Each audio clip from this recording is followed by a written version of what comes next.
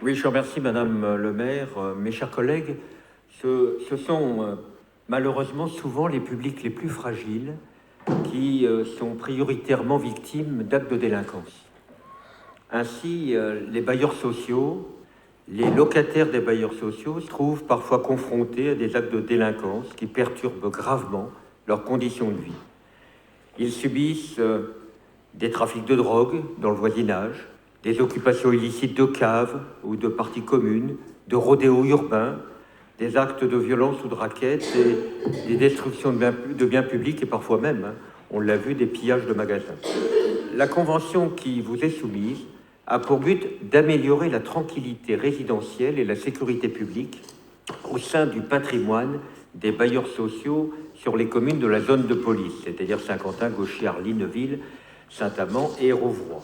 Cette convention, en réalité, elle vise à apporter des réponses coordonnées et efficaces aux situations portant atteinte à la sécurité publique et à la tranquillité résidentielle.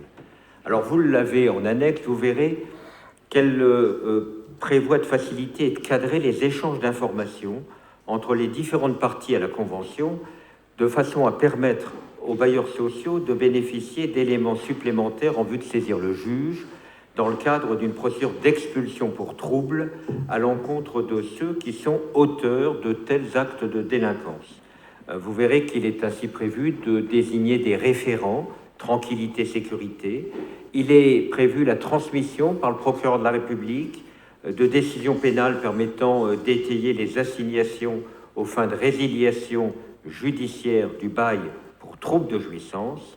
Et de la même manière, vous verrez qu'il est également facilité les services de police nationale et municipale afin de transmettre des mains courantes, des rapports administratifs qui permettent de caractériser le trouble de jouissance subi par les locataires. Et enfin, il est également prévu, au terme de cette même convention, de faciliter les dépôts de plainte par le personnel des bailleurs, de faciliter le concours ou le recours à la force publique dans le cadre d'expulsion pour trouble et de faciliter les interventions et les enquêtes des forces de police dans les résidences. Enfin, cette convention a été d'ores et déjà formellement approuvée par les différents partenaires et elle fait donc l'objet de cette délibération. Je dois dire qu'en finale, on peut que se féliciter de l'étroite collaboration des acteurs du logement, de la sécurité, de la tranquillité publique pour apporter des réponses efficaces aux situations portant atteinte à la sécurité publique et à la tranquillité résidentielle.